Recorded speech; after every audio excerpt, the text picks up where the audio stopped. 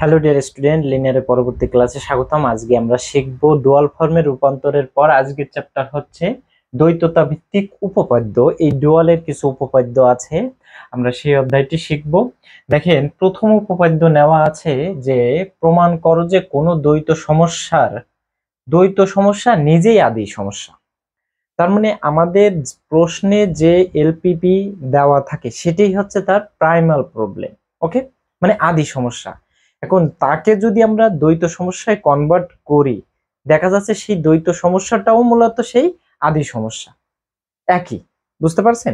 সেইটাই আমরা প্রমাণ করব। তা দেখেন, প্রমাণের জন্য আমি এখানে একটা এলপিপি নিয়েছি। এইটাকে যদি আমি পি দিই তাহলে বুঝবো কি এটা হচ্ছে প্রাইমাল, মানে আদিমান সমস্যা হচ্ছে এইটা। এখন এইটাকে আমরা যখন দ্বৈত সমস্যায় রূপান্তর করব, দেখব যে সেই দ্বৈত সমস্যাটা মূলত এই আদিমান সমস্যাটারই অনুরূপ। ঠিক আছে? এখন দেখেন, এইটা তো আমি প্রাইমাল প্রবলেমটা আমরা কিভাবে লিখেছি, বর্ণনা করে লিখেছি। কিন্তু যদি এটার ম্যাট্রিক্স ফর্ম থাকতো তাহলে কেমন হতো, যে জেড সমান সি এক্স, যেটা উদ্দেশ্য ফাংশন বা আমরা ধরি কস্ট ভেক্টর, তাই তো, সি এক্স। এখানে এ এক্স, এ হচ্ছে কি এই চলকগুলোর সহগ নিয়ে যে ম্যাট্রিক্স হবে সেটা হচ্ছে এ, আর এক্স তো চলক, less than or equal b, b হচ্ছে এই ধ্রুবকগুলো নিয়ে গঠিত যে কলাম ভেক্টরটা হবে সেটি বা ম্যাট্রিক্স। তাহলে দেখেন এখন সি হচ্ছে কেমন হবে, সি হবে এই যে 1 - 1 3, এখান থেকে কস্ট ভেক্টর 1 - 1 3, আর বি হচ্ছে এইটা, বি হচ্ছে এই কলাম ভেক্টর। ওকে, আর এ হচ্ছে সহগ ম্যাট্রিক্স, এ হচ্ছে সহগ ম্যাট্রিক্স, আর এক্স গুলো কেমন আকারে হবে, কলাম আকারে, কারণ এই সারির সাথে কলাম গুণ করলে, দেখেন এই সারির সাথে এই কলাম গুণ করলে এটা হচ্ছে। ওকে, তাহলে আমরা এই ম্যাট্রিক্স ফর্মটা দেখলাম। এখন এইটাকেই, এই যে ম্যাট্রিক্স ফর্ম আছে, আমরা এই ম্যাট্রিক্স ফর্ম দিয়েই উপপাদ্যটা প্রমাণ করব। তাহলে প্রথম আমরা একটা সমস্যা নিব, আদিমান সমস্যা নেব একটা। ওকে ডিয়ার স্টুডেন্ট, তাহলে আমরা প্রমাণের জন্য একটা আদি সমস্যা ধরে নেব। তাহলে মনে করি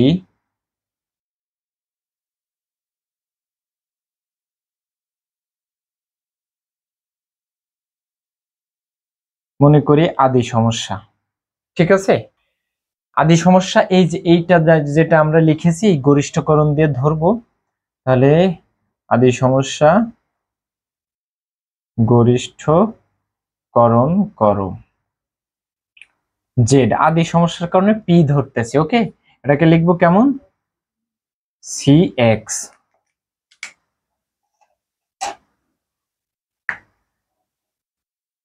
আর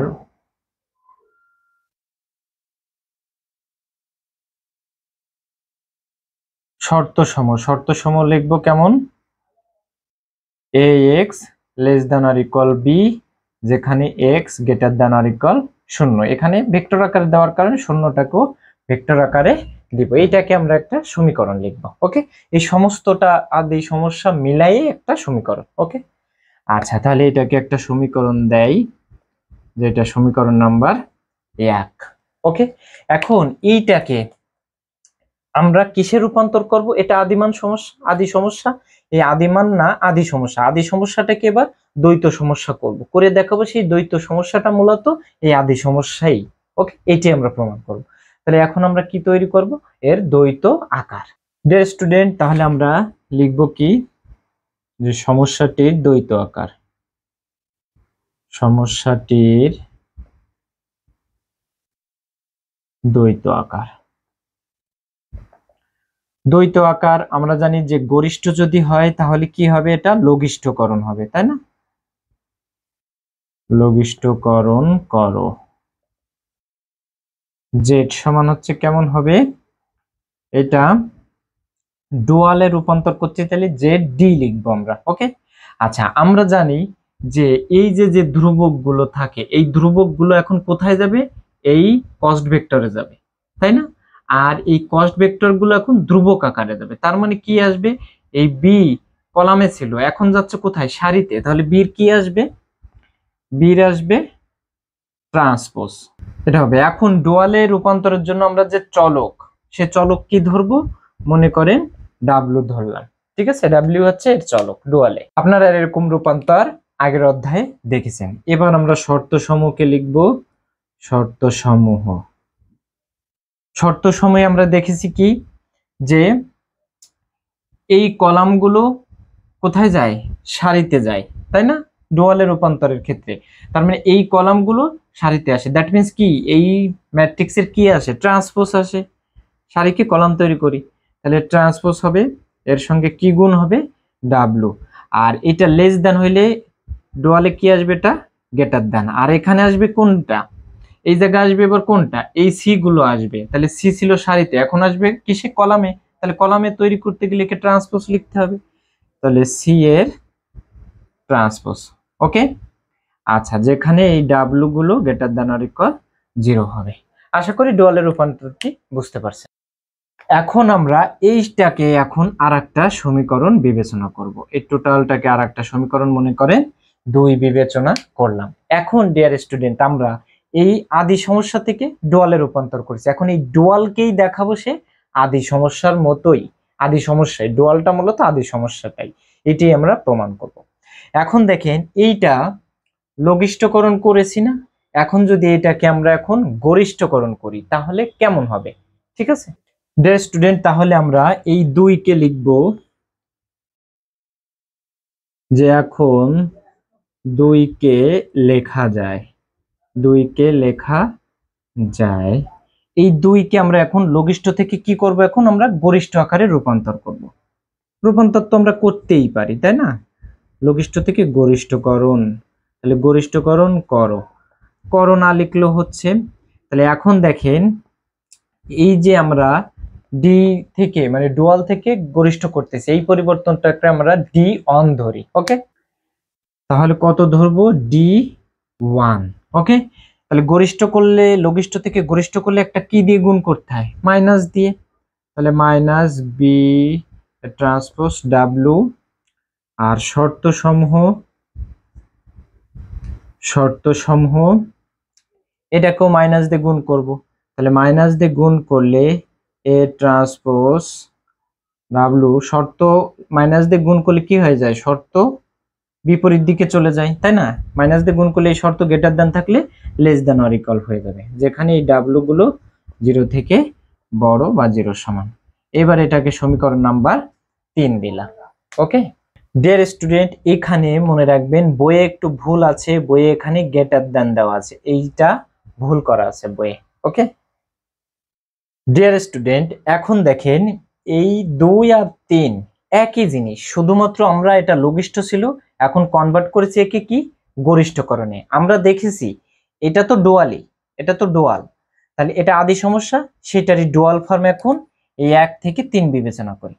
ওকে, এখন আমরা দেখাবো যে এই ডুয়ালটাই মূলত আদি সমস্যা।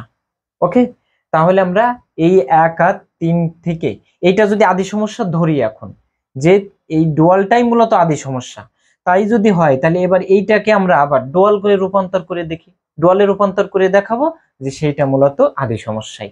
বুঝছেন কি বললাম? তাহলে আমি আবার রিপিট করি যে এই 1 এর এখন ডুয়াল ফর্ম হচ্ছে এটা, এটা লঘিষ্ঠ ছিল, জাস্ট আমরা গরিষ্ঠতে রূপান্তর করছি, একই তো জিনিস।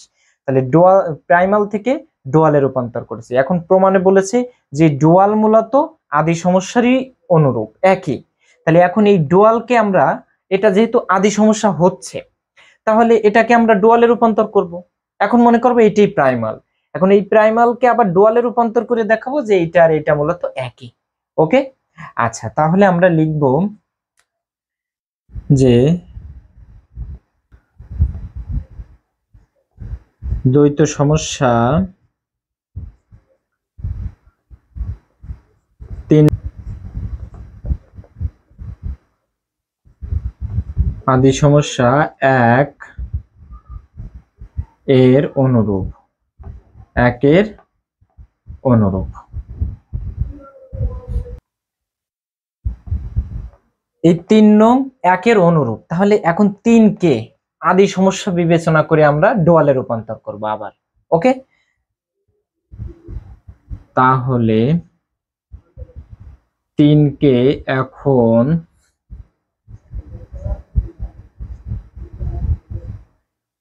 আদি সমস্যা বিবেচনা করে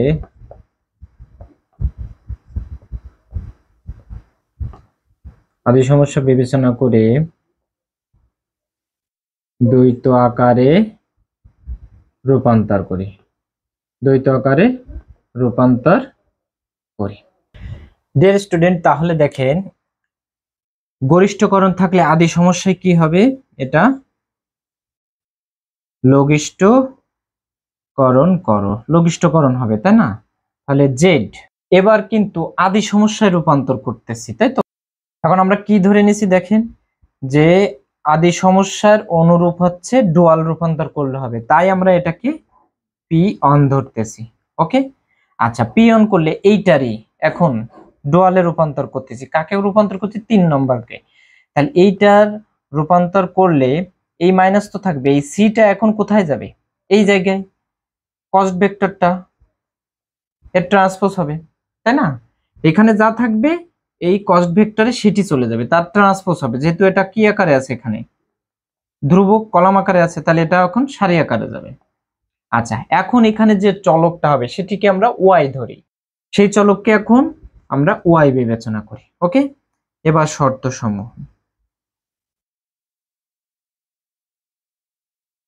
সমূহ, এবার এর ক্ষেত্রেও তো ট্রান্সপোজ হবে, তাই না? এর কি আসবে? ট্রান্সপোজ হবে। আচ্ছা, এখানে আসবে ওয়াই। এইবার লেস দ্যান অর ইকুয়াল থাকলে এখানে কি আসবে? Greater than or equal. Minus এই সির জায়গায় এখন কোনটা আসবে? বি আসবে, তাই না? এখানে দেখেন, এখানে যা ছিল এখানে তার ট্রান্সপোজ হয়েছে, তাহলে এখানে সি ছিল, এখানে তার ট্রান্সপোজ, তাহলে এখানে কি আসবে? বি এর ট্রান্সপোজ, তার আবার ট্রান্সপোজ, তাই তো? তার আবার ট্রান্সপোজ। ওকে, আচ্ছা, এখানে তাহলে y greater than or equal 0 হবে। আশা করি বুঝতে পারছেন। জাস্ট ডুয়ালে রূপান্তর করেছি, এইটা প্রাইমাল বিবেচনা করে একে ডুয়ালে রূপান্তর করেছে। হ্যাঁ ডিয়ার স্টুডেন্ট, এবার এইটাকে আমরা একটু লিখি এখানে ইমপ্লাইজ দিয়ে, এটা একটু ক্যালকুলেশন করা যায়, তাই না? তাহলে এটার ক্যালকুলেশন করলে কি আসবে? লঘিষ্ঠকরণ করো জেড পি ওয়ান সমান, এটার আমরা জানি ডবল কনজুগেট করলে সেটি সেই ম্যাট্রিক্সে হয়, তাহলে এখানে শুধু সি ওয়াই হবে, তাই না? মাইনাস মাইনাসই থাকবে। আর শর্ত সমূহের ক্ষেত্রে ডবল ট্রান্সপোজ করলে সেটা সেই ম্যাট্রিক্সই থাকে, তাই তো? তাহলে এ হয় এর সঙ্গে ওয়াই, চলকগুলি গুণ হবে greater than or equal, double transpose করলে সেই ম্যাট্রিক্স হয়, এখানে y greater than or equal vector. এটিকে এখন আমরা সমীকরণ নাম্বার 4 লিখব। ওকে ডিয়ার স্টুডেন্ট, দেখেন এইটাকে আমরা ডুয়ালে রূপান্তর করে এখন এটা পেয়েছি। এখন দেখাবো যে এইটা আর এইটা আর এক মূলত একই। ওকে, সেটা কিভাবে হবে? এখানে দেখেন লঘিষ্ঠকরণ আছে আর এখানে আছে কি? গরিষ্ঠকরণ। তাহলে অবশ্যই এই লঘিষ্ঠ থেকে গরিষ্ঠতে কনভার্ট করলেই আমার এই প্রমাণটা হয়ে যাবে। ওকে, তাহলে আমি ডান পাশে একটু মুছে দেব। তাহলে এখন দেখেন,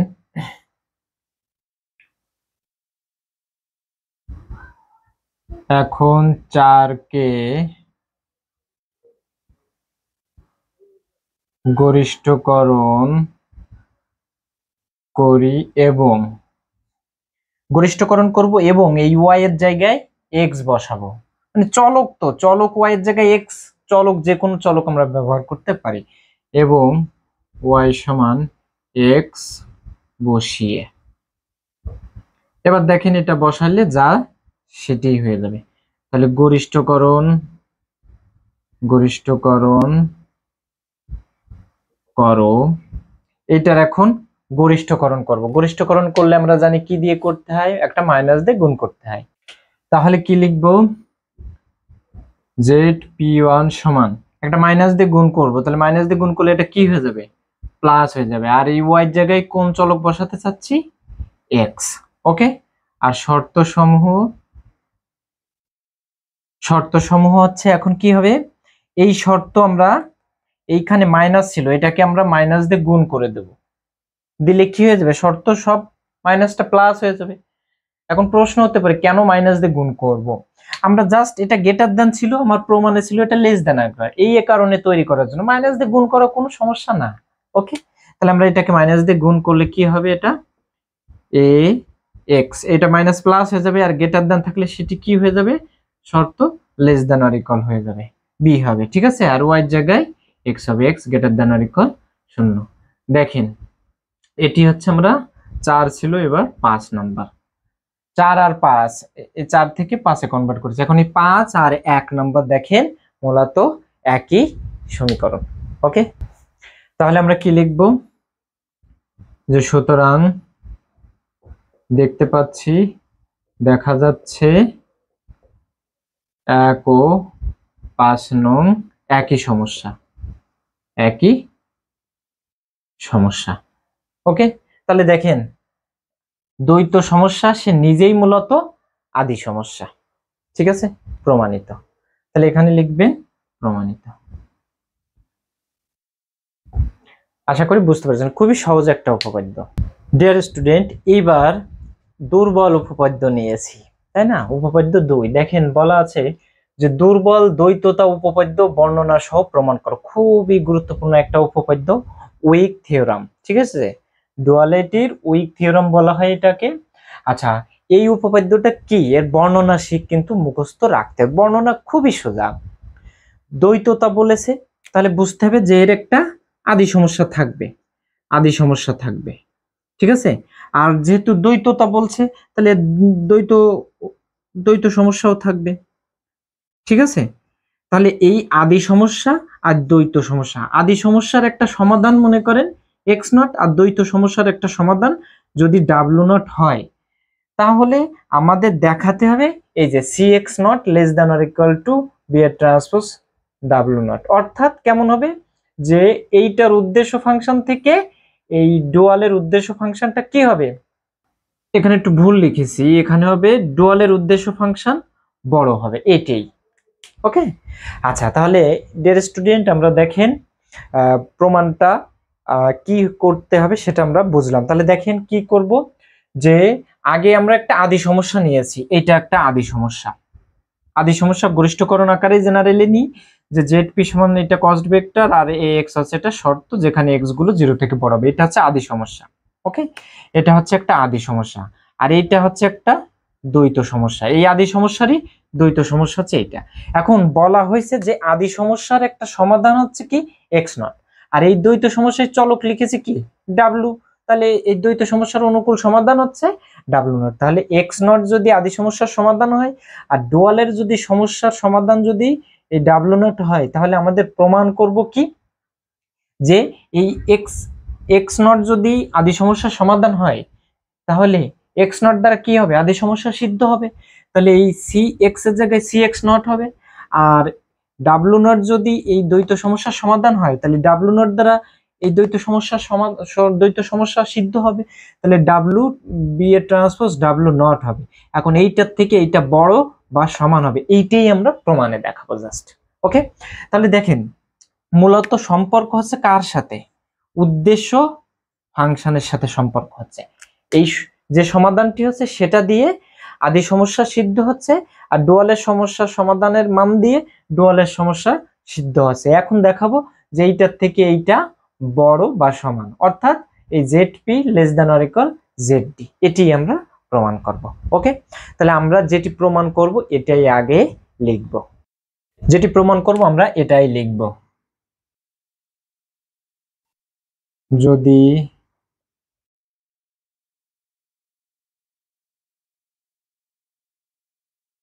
আদি সমস্যা ও দ্বৈত সমস্যার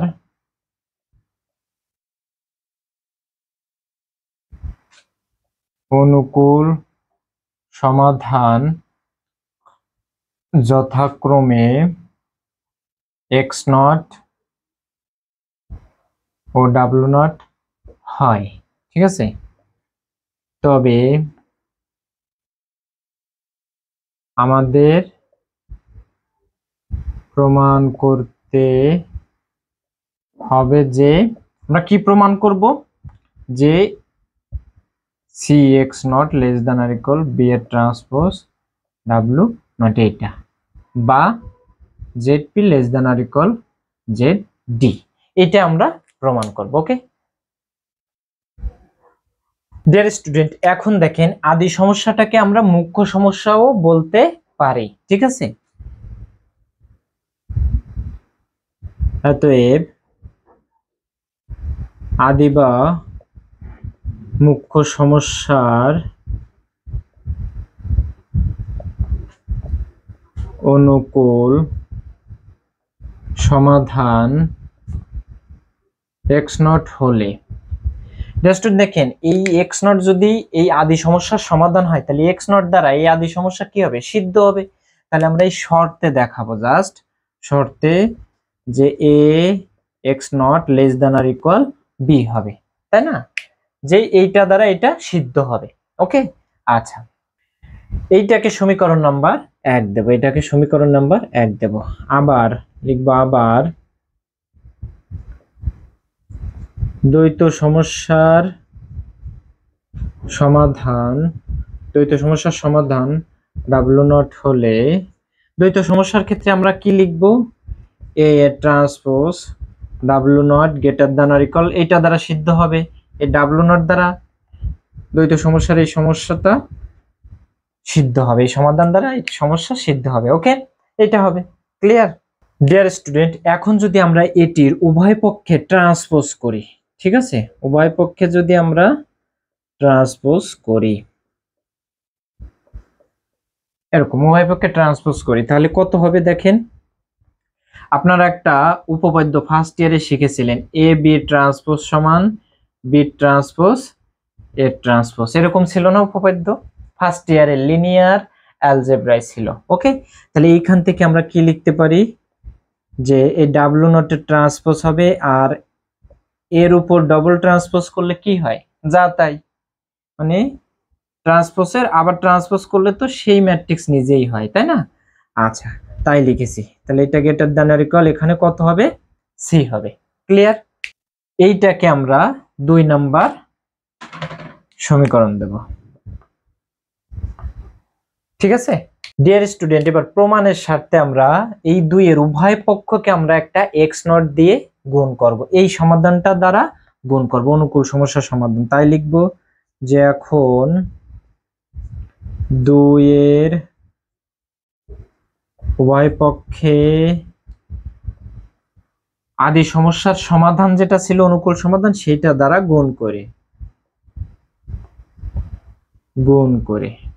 তাহলে গুণ করলে কত হবে, এই গুণ কিন্তু সিকোয়েন্স ঠিক রাখতে হবে, ডান পাশে গুণ করতেছি। ওকে, cx নট, এইটারও যে পাশে করব এখানেও ঠিক একই পাশে করতে হবে, ঠিক আছে, cx নট, যেহেতু cx আকারে আছে ভেক্টরটা, কস্ট ভেক্টর, এই কারণে এটা করব। এখন এটা থেকে আমরা একটু ক্যালকুলেশন করব। হ্যাঁ, তাহলে সংযোজন বিধি অনুযায়ী আমরা কি লিখতে পারি, এই দুটোকে এখন একসঙ্গে লিখতে পারি, এইটা ছিল একা, এখন এইটাকে আমরা সংযোজন বিধি অনুযায়ী একসঙ্গে লিখতে পারি এরকম, ঠিক আছে, cx নট। আচ্ছা, ax নট এইটা less than or equal b ছিল, তাই না, তার মানে এটাকে আমরা কেমন লিখতে পারি, b বড় ছিল, b greater than or equal ax not, এইটার থেকে b বড়, তাহলে এখানে আমরা যদি w নট এ ট্রান্সপোজ এখানে যদি b লিখি, এটা greater than or equal cx not লিখতে পারি, ঠিক কিনা, যেইটুকু বাদ দেন এইটার থেকে এইটা কি হবে, এখন বড় বা সমান হবে। ওকে ডিয়ার স্টুডেন্ট, এইবার দেখেন আমরা যদি এইটাকে এখন প্রমাণে আমার কি দেখাতে হবে, যে cx নট এইটার থেকে b এর ট্রান্সপোজ ছিল, কিন্তু এখান তো আর b এর ট্রান্সপোজ নেই, কিন্তু আমরা এখন লিখব যে b এর ট্রান্সপোজ আর আছে ডাব্লু নট লিখেছি, ডাব্লুর উপর কিন্তু কোনো ট্রান্সপোজ দেয়নি, এইটা greater than or equal cx not, এইটার পরিবর্তে এইটা লিখেছি, এর কারণ হচ্ছে দেখেন এই যে ডাব্লু নট টি বি, এটা একটা স্কেলার, এইটা একটা স্কেলার রাশি, তাই তো, কারণ এই দুটো গুণ করলে একটা স্কেলার হবে, স্কেলার হওয়ার কারণে এই ডাব্লু নট এইটা আর বি এর ট্রান্সপোজ ডাব্লু নট এই দুটো কি হবে, সমান হবে। ওকে, স্কেলার কারণে এই ডাব্লু নটের ট্রান্সপোজ করে বি এর সাথে গুণ করলেও যা হবে, বি এর ট্রান্সপোজ করে ডাব্লু নটের সাথে গুণ করলেও একই হবে, ঠিক আছে, জাস্ট সেটাই লিখেছি। তাহলে এটাকে একটু সাজিয়ে লিখি, যে cx not less than or equal, এর থেকে বড়, তাহলে বি এ ট্রান্সপোজ ডাব্লিউ নট, আমাদের উপপাদ্য প্রমাণ শেষ। ওকে, তাহলে লিখবেন কি প্রমাণিত। খুবই সোজা তাই না? ডিয়ার স্টুডেন্ট, আরেকটি প্রবলেম নিয়েছি। দেখেন উপপাদ্য বলা আছে 3, লিনিয়ার প্রোগ্রামিং এ মুখ্য দ্বৈততা উপপাদ্য প্রমাণ বর্ণনা সহ প্রমাণ করো। মুখ্য দ্বৈততা এইটা ও আগে একটি আদিমান সমস্যা আছে এটা, আর এর ডুয়াল সমস্যা আছে এটা। আদিমান বা মুখ্য একই কথা, ঠিক আছে, বা প্রাথমিক সমস্যা, আর তার হচ্ছে দ্বৈততা সমস্যা হচ্ছে এটা। বলা হয়েছে এই আদি সমস্যা যেটা, এর দ্বৈত সমস্যায় রূপান্তর করার পরে যে সমস্যা হবে, এই দুটোর ভিতর যে কোনো একটির যদি চূড়ান্ত সমাধান থাকে, অন্যটিরও চূড়ান্ত সমাধান থাকবে। অর্থাৎ আমাদের এইটার যে কস্ট ভেক্টর আর এইটার যে কস্ট ভেক্টর, এই দুটো মান সমান হবে। ঠিক আছে, এইটাই হচ্ছে আমাদের এই মুখ্য দ্বৈততা উপপাদ্য। আশা করি বুঝতে পারছেন। তাহলে বর্ণনাটা কি দেখেন, বর্ণনা হচ্ছে ধরি প্রাথমিক সমস্যা হচ্ছে এইটা। প্রাথমিক সমস্যা সাধারণত আমরা কি দিয়ে ধরেছি, গরিষ্ঠ আকারে। তাহলে গরিষ্ঠকরণ করো, জেড সমান এটা, শর্ত এটা, আর এইটারই সংশ্লিষ্ট মানে ইহারই দ্বৈত সমস্যায় রূপান্তর করলে হবে এটা। আমরা দ্বৈত সমস্যা এটাকে ডাব্লিউ ধরেছি, চাইলে আপনারা জেড ডি দিয়েও ধরতে পারেন, এ নিয়ে কোনো সমস্যা নেই। ওকে, এটা জেড পি, এটা জেড ডি, এ ইচ্ছা এগুলো। আর এখানে ওয়াই এর জায়গায় ডাব্লিউ ধরতে পারেন, চলো, এটা নিয়ে কোনো সমস্যা না। ঠিক আছে, তাহলে এটা সর্বোচ্চ করণ থাকলে ডুয়ালে কি হবে, এটা সর্বনিম্ন করণ, আর এটা লেস দ্যান থাকলে এখানে গ্রেটার দ্যান এর, আর এখানে কি আসবে, এ এর ট্রান্সপোজ, এখানে এর সি এর ট্রান্সপোজ, আর এখানে বি ট্রান্সপোজ, এটা তো আপনারা জানেনই। আচ্ছা, তাহলে তাই বলা হয়েছে যে যদি উল্লিখিত সমস্যা দুটির একটির চূড়ান্ত সমাধান থাকে তবে অন্যটিরও চূড়ান্ত সমাধান থাকবে, এবং উভয়ের উদ্দেশ্য ফাংশনের চূড়ান্ত মান সমান হবে। উভয়ের ক্ষেত্রে এর উদ্দেশ্য ফাংশনের চূড়ান্ত মান যা হবে, এর ক্ষেত্রে উদ্দেশ্য ফাংশনের চূড়ান্ত মান সমান হবে, একই হবে। অর্থাৎ সর্বোচ্চকরণ জেড, এইটার সর্বোচ্চকরণ জেড আর এটা সর্বনিম্নকরণ ডাব্লিউ কি হবে, সমান হবে। আশা করি বুঝতে পারছেন। এটাই হচ্ছে আমার বর্ণনা স্টেটমেন্ট। এবার হচ্ছে আমরা প্রমাণ করব। প্রমাণের জন্য আমি দেখেন সাইডে একটা ছোট্ট একটা জিনিস নিয়েছি, এইটা দেখেন আমরা প্রাইমাল প্রবলেম, ঠিক আছে, প্রাইমাল মানে মুখ্য সমস্যা, আদি সমস্যা। এই আদি সমস্যাটিকে যদি আমরা স্ট্যান্ডার্ড ফর্মে রূপান্তর করি, এটা তো আপনারা জানেন, ক্লাস 2 এর ক্লাস স্ট্যান্ডার্ড ফর্মে রূপান্তর করেছি। তাহলে এখানে দেখতে পাচ্ছি সব লেস দ্যান অর ইকুয়াল না, এখানে আদি সমস্যা কি দিয়ে ধরেছিলাম, লেস দ্যান অর ইকুয়াল দিয়ে, তাই শর্তগুলিকে আমি ইচ্ছা করে লেস দ্যান অর ইকুয়াল আকারে নিয়েছি। তাহলে এখানে লেস দ্যান অর ইকুয়াল থাকলে এখানে আমাদের কি চলক নিতে হয়, কমতি চলক। কমতি চলক গুলো কেমন আকার আছে, S1 S2 S3, দেখেন 1 0 0 0 1 0 0 0 1, তাহলে এইটুকু দেখেন, এইটুকুই হচ্ছে আমার সেই AX, ঠিক কিনা, AX হচ্ছে এটা। ওকে, আচ্ছা, এর সঙ্গে এইখানে যে আদি মান সমস্যা আমরা চলক নিয়েছিলাম কত, S1 S2 আর হচ্ছে কত S3, তাই না? এই S3 S1 S2 S3 এটাকেই এর সহগ কত আছে, একক ম্যাট্রিক্স না, 1 0 0 0 1 0 0 0 1, এটাকে কি ম্যাট্রিক্স ধরতে পারি আমরা, এটা আইডেন্টিটি ম্যাট্রিক্স, সেই ম্যাট্রিক্সটাই ধরেছি এখানে আই। ওকে, এখন এই আই এর কয়টা সারি আর কয়টা কলাম আছে আমরা তো জানি না, ধরলাম এটা এম সংখ্যক সারি আছে। ওকে, এর সঙ্গে তো গুণ আছে কি, এই যে S1 S2 S3, তা এইগুলোকে আমরা ধরে নিচ্ছি, মনে করেন X1 X2 X3, মনে করেন x দিয়ে ধরতেছি আমরা, x1 x2 x3 তো আসলে এখানে ছিল, এখানে তাহলে কত আসবে, অন্য x আসবে। আমরা ধরতেছি এখানে x টা আছে n ক্রমের। ওকে, তাহলে এইটা সমান কত হবে, এইগুলো কি ধ্রুবক b, তো এটা সমান b। তাহলে এই যে আদি সমস্যার আমরা স্ট্যান্ডার্ড ফর্মে লিখলে এরকম আকারে লিখতে পারি কিনা, স্ট্যান্ডার্ড ফর্ম মানে প্রমিত আকার বা প্রমাণ আকার। ওকে, তা প্রথম লাইনেই উপপাদ্যের বর্ণনায় এটা আমরা আগে লিখবো যে আদি সমস্যার প্রমাণ আকার ধরে নি এই আকারে। আশা করি বুঝতে পারছেন, এটা ক্লিয়ার ডিয়ার স্টুডেন্ট। তাহলে আমরা কি লিখবো প্রমাণে, যে মনে করি আদি সমস্যার একটি চূড়ান্ত সমাধান বিদ্যমান। আদি সমস্যার একটা চূড়ান্ত সমাধান আছে, আমরা প্রমাণের জন্য ধরেছি। ওকে, এখন তাহলে আদি সমস্যার প্রমিত আকার কি হবে সেটা আমরা লিখবো, এইটা। আশা করি বুঝতে পারছেন। ওকে, এখন আদি সমস্যার প্রমিত আকার তাহলে কত হবে, ax প্লাস im xn এটা ইকুয়াল টু b। ঠিক আছে, যেখানে এই x আর xn দুটোই কিন্তু 0 থেকে কি আসবে, বড় হবে। ক্লিয়ার? তাহলে ওইটা লিখবো x greater than or equal 0 R xn এটাও গ্রেটার দ্যান আর ইকুয়াল 0। আশা করি বুঝতে পারছেন। ডিয়ার স্টুডেন্ট, তাহলে এই যে xn নিয়েছিলাম, আমরা দেখেছি xn হচ্ছে কি চলক ছিল, কমতি চলক, যেটাকে আমরা s ধরেছিলাম, ওইটাকেই আমরা x ধরেছি। ক্লিয়ার? তাহলে এই xn হচ্ছে কমতি চলক, এই বর্ণনাটুকু এখন লিখবো আমরা। ওকে, তাহলে লিখবো যে যেখানে xn কমতি চলক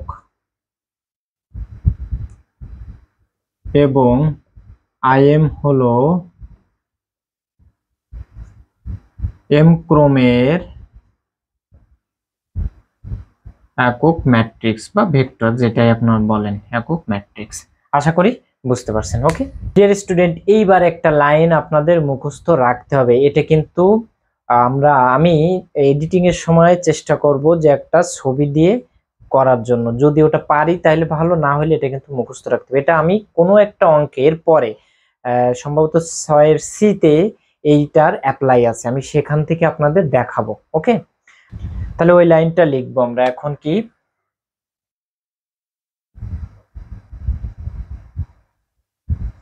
শেষ ভিত্তি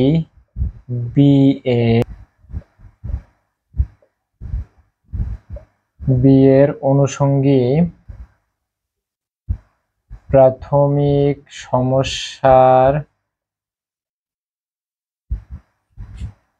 চূড়ান্ত সম্ভাব্য সমাধান xb এবং সহযোগী মূল্য বা কস্ট ভেক্টর। ঠিক আছে, সহযোগী মূল্য বা কস্ট ভেক্টর, যেহেতু বি দিয়ে ধরেছি তাহলে এখানে কি আসবে, সিবি হলে আমরা পাই xb সমান b inverse b. Dear student, তাহলে দেখেন শেষ ভিত্তি বি এর অনুষঙ্গী প্রাথমিক সমস্যার চূড়ান্ত সম্ভাব্য সমাধান হচ্ছে xb, আর এর সহযোগী মূল্য ভেক্টর যদি সিবি হয় তাহলে আমরা পাই xb সমান বি ইনভার্স। এইটা সত্য, মানে xb সমান বি ইনভার্স বি, এই দুটো সমান হবে। এটা কিভাবে, এটা আমি একটু বলে দিই, এডিটিং এ পারলে দেখাবো যদি সম্ভব হয়। হ্যাঁ, এডিটিং এ ওইটা দেখেন, বেসিস, শেষ টেবিলে যে বেসিস থাকে, এইখানে যে মানগুলো থাকে সম্ভাব্য সমাধান সেটি বলেছে। চূড়ান্ত সম্ভাব্য সমাধান আছে xb, শেষ টেবিলে বি এর শেষ টেবিলে যে বেসিস থাকবে সেটা, এই মানটা মূলত এই প্রথম টেবিলে যে বেসিস থাকে সেইটা থেকে আমরা যে বি ইনভার্স নেব, এখান থেকে যে বি ইনভার্স নেব তার সঙ্গে বি গুণ করলে মূলত এইটার সমান হবে। এটা আমি এইখানে যদি এডিটিং এ পারি, যদি করা যায়, মানে এ তো আসলে যান্ত্রিক কাজ। ঠিক আছে, যদি পারা যায় তাহলে আমি একটা ছবি দিয়ে আপনাদের দেখাবো, আর যদি না হয় তাহলে কি করব, পরে 6 এর বি তে কোনো একটা জায়গায় এটার অ্যাপ্লাই আছে, সেখানে দেখাবো এটা। ওকে, আচ্ছা, তাহলে এইটুকু আপনাদের একটু মনে রাখবেন যে xb সমান হচ্ছে বি ইনভার্স বি হবে। ডিয়ার স্টুডেন্ট, তাহলে xb হচ্ছে আমাদের সমাধান ধরে নিছি, তাহলে এই সমাধান দ্বারা এই সমীকরণ কি হবে, সিদ্ধ হবে। তাহলে এই x এর জায়গায় এখন কত আসবে, xb, আর এই c এর জায়গায় আনুষঙ্গিক কস্ট ভেক্টর কত পেয়েছি, cb। তাহলে এটা লিখবো আমরা। ওকে, তাহলে লিখবো কি, যে অতএব উদ্দেশ্য ফাংশন হবে z সমান, তাহলে কত হবে এখানে, cb এক্স বি, এই সিবি এক্স বি মানে হচ্ছে এইটা, ওকে, বি ইনভার্স বি। এটা কেন লিখলাম আশা করি বুঝতে পারছেন যে এক্স বি হচ্ছে সমাধান, তাহলে সমাধান দ্বারা এই সমীকরণ সিদ্ধ হবে, তাহলে সেই সমাধান দ্বারা সিদ্ধ হবে, এক্স বি লিখেছি, তখন এই কস্ট ভেক্টরটা কত হবে, সিবি হবে, তাহলে সিবি হবে ওখানে সির জায়গায়, ওকে, এই সির জায়গায় সিবি আর এক্স এর জায়গায় এক্স বি, এটা দ্বারা সিদ্ধ হবে, ব্যাস। আর এক্স বি সমান এটা পেয়েছি, এই মানটা এখানে লিখেছি। ডিয়ার স্টুডেন্ট দেখেন, এখন এক্স বি হচ্ছে কি ধরেছি, চূড়ান্ত সম্ভাব্য সমাধান। এখন চূড়ান্ত সমাধান থাকলে আপনারা সিমপ্লেক্স টেবিলে দেখেছেন লাস্টে z j minus c j, এইটা কি হয়, গ্রেটার দ্যান অর ইকুয়াল 0 হয়, তাই না? তাহলে এটাই আমরা এখন লিখব। তাহলে লিখব যে যেহেতু এক্স বি চূড়ান্ত সমাধান, ফলে z j minus c j greater than or equal 0 হবে, ঠিক কিনা? ডিয়ার স্টুডেন্ট এখন দেখেন এই জেড জে, জেড মূলত কোনটা, এইটা না? তাহলে এখানে লিখবো কি, CB x b minus c j greater than or equal 0, okay. আচ্ছা, এইখান থেকে সিবি এক্স বি মানে হচ্ছে এইটা, এটা লিখবো আমরা, তাহলে বি ইনভার্স হবে। আর এই যে বি, এখন শুধু বি লেখা যাবে না, যেহেতু এখানে যে লিখেছি তাহলে এখানেও বি এর ক্ষেত্রে সেই যে লিখতে হবে, হ্যাঁ, c j greater than or equal 0। এইখান থেকে আমরা CB b inverse b j এটা রাখতে পারি, এই সি জে কে ডাইনে যদি নিয়ে যাই। এখন ডিয়ার স্টুডেন্ট এখানে যে হচ্ছে, এখানে আপনারা চাইলে লিখতে পারেন যে বি জে হলো শেষ টেবিলে যে কলাম, হ্যাঁ, শেষ টেবিলে যে কলামগুলি, ওকে। ডিয়ার স্টুডেন্ট এখানে বি জে হচ্ছে আমরা যে সিমপ্লেক্স টেবিল করি, হ্যাঁ, এখানে মনে করেন x1 x2 x3 dot dot dot dot xn আছে, আর এখানে আমরা চলক, কমতি চলক s1 s2 s3 এইভাবে নিই না, এই যে যে কলামগুলি, ঠিক আছে, এইগুলি মূলত নিচ্ছি, কিন্তু এটা কোন টেবিলে, একদম শেষ টেবিলে, শেষের টেবিলে যে যেটি হবে সেইটি দিয়েই এখান থেকে এই যে বিজে, এইখান থেকে এইটা হবে মূলত একদম শেষ টেবিলের কলামগুলি হবে, ওকে। তো শেষ টেবিলের কলামগুলিতে দেখেন এইখানে যে চলকগুলি নিচ্ছি, ঠিক আছে, এই চলক কত হবে এখানে তো আমরা জানি না, এই চলকটিকে আমরা এখানে এরকম লিখতে পারি, বি ইনভার্স এই যে বি জে, এইটাকে আমরা লিখতে পারি এরকম বি1, মনে করেন এটি বি1 কলাম, ওকে, বি2, পরে এটি বি2 কলাম, বি3 ডট ডট ডট ডট এরকম মনে করেন বিএন, বিএন, এই হচ্ছে চলকের ক্ষেত্রে। আচ্ছা, এবার এখানে কমতি চলকও তো আমরা লিখি, কমতি চলক জেনারেলি কি, এখানে কমতি চলক 1, এই কলাম কেমন আসে, 1 0 0 0 1 0 0 0 1 এরকম আকারে আসে না? তা এইগুলোকে আমরা ই ভেক্টর দিয়ে লিখি না, ই1, ই1 মানে 1 নাম্বার বাদে বাকিগুলো 0 হবে, ই2 আপনারা জানেন 0 1 0, ই3 এটা আপনারা এই ভেক্টরগুলো শিখেছেন কোথায় বলেন তো, ফার্স্ট ইয়ারের লিনিয়ার অ্যালজেব্রায়, ওকে। তাহলে এইখান থেকে আমরা লিখি, মনে করেন এইখানে E1 E1 ই2 dot dot dot dot এরকম ইএন, ওকে। এখানে দেখেন এন পর্যন্ত নিয়েছি, তাহলে এখানে লিখবো ই এম পর্যন্ত, আশা করি এটা বুঝতে পারছেন, ওকে। আচ্ছা, এইটার ক্ষেত্রে একই রকম ভাবে এটা গ্রেটার দ্যান অর ইকুয়াল 0, সিজে, সিজে হচ্ছে কস্ট ভেক্টর, জেড সমান, আমরা জেড সমান এখানে কেমন লিখি, x1, মনে করেন x1 x2 x3 plus dot dot dot dot plus xn plus, আর এর ক্ষেত্রে কত লিখি, 0s1 0s2 0s3 এরকম লিখি না 0 দিয়ে, ওকে। তাহলে এই সির ক্ষেত্রে আমরা লিখবো কত, c1 c2 dot dot dot dot, c গুলো মূলত কার সাথে থাকবে, এই বি এর সাথে, ঠিক আছে। আচ্ছা, তাহলে এটা যে সংখ্যক হবে এখানে সি এন তত সংখ্যক হবে, আর বাকিগুলো এখানে 0 হবে, বাকিগুলো 0 হবে, এখানে 0 কতগুলো হবে, এইখানে ই এম সংখ্যক আছে না, ই আছে এম সংখ্যক, এখানে 0 হবে, 0 হবে, কতগুলো 0 আসবে, এম সংখ্যক। আশা করি বুঝতে পারছেন এই হিসাবটা।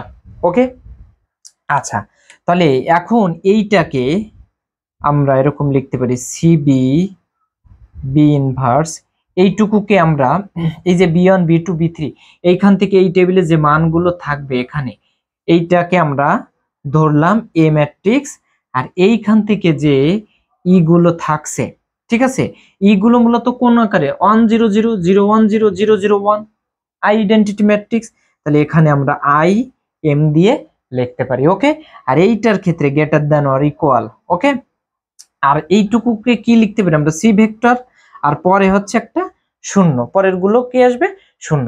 আশা করি বুঝতে পারছেন এই হিসাবটা। ওকে, বইয়ে এখন এইটুকু দেওয়া নেই, এটাকে বুঝে নিতে হয়, আমি তো দেখালাম আপনাদের। ক্লিয়ার?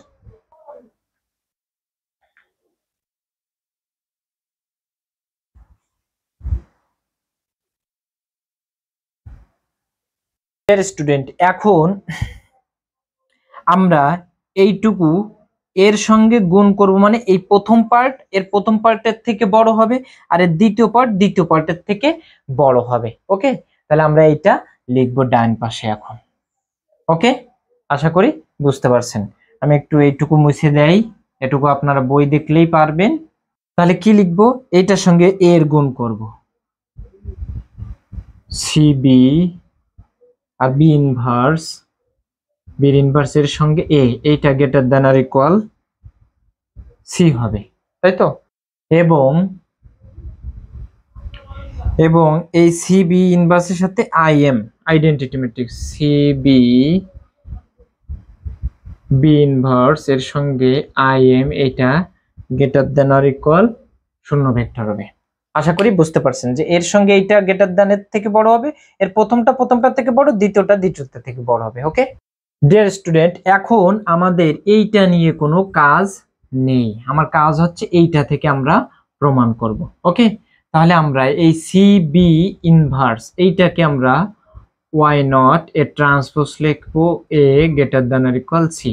এখানে লিখবো যে সিবি বি ইনভার্স সমান হচ্ছে ওয়াই নট এ ট্রান্সপোজ বসিয়ে, এইটা সমান এইটা বসাবো প্রমাণের সুবিধার জন্য।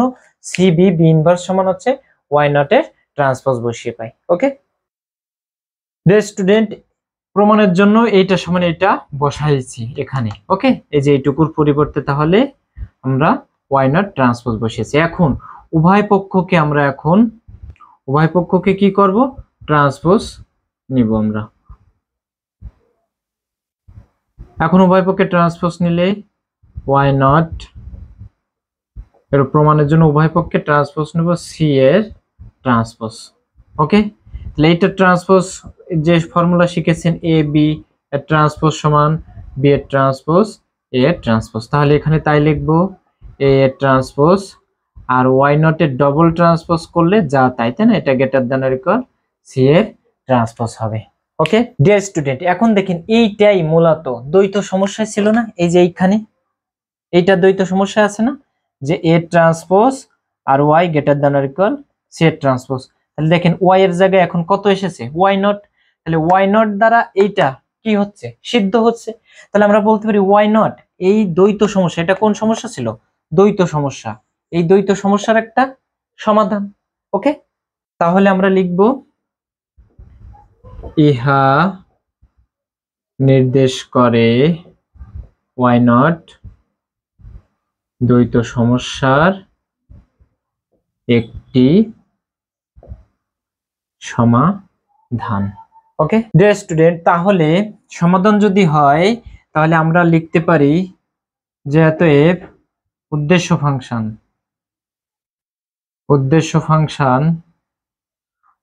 ফাংশনও দ্বৈত সমস্যার উদ্দেশ্য ফাংশনও এইটা দ্বারা কি হবে, সিদ্ধ হবে। উদ্দেশ্য ফাংশন ডাব্লিউ সমান হচ্ছে বি এর ট্রান্সপোজ, এটা দ্বারা সিদ্ধ হবে। ওকে, তাহলে এখানে জাস্ট এটা লিখেছি।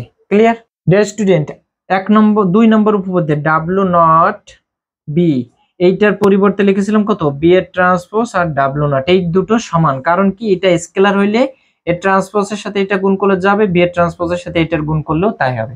তাহলে এই ক্ষেত্রেও আমরা, এটা স্কেলার, তাহলে এই ক্ষেত্রে আমরা কি লিখতে পারি, ওয়াই এর ট্রান্সপোজ আর বি, এই দুটো সমান হবে। ওকে, এখন এই ওয়াই নট সমান আমরা কত পেয়েছি, এই ওয়াই নট সমান কত পেয়েছি, ওয়াই নট এর ট্রান্সপোজ সমান এটা পেয়েছি, তাহলে c b b inverse B.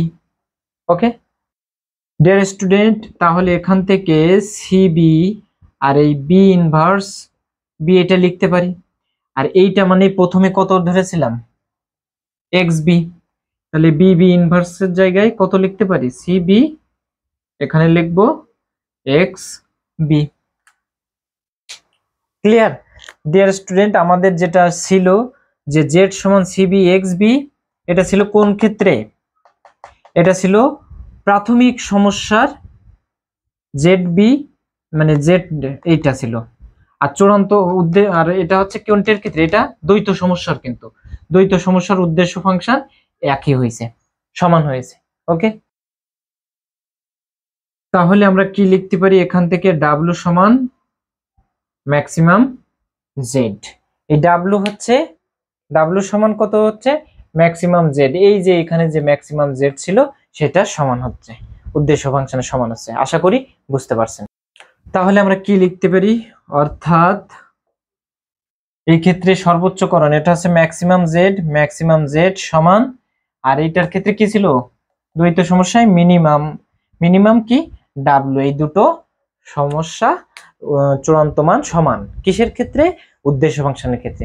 তাহলে উপপাদ্য যেটা প্রমাণ চেয়েছিলাম আমরা সেটা পেয়েছি। ডিয়ার স্টুডেন্ট, এই তিনটি উপপাদ্য আজকে করালাম, আরেকটি উপপাদ্য আছে অনেক বড়, সেই উপপাদ্যটা আরেকটি ক্লাসে করাবো। ওকে, আজকের ক্লাস এই পর্যন্ত।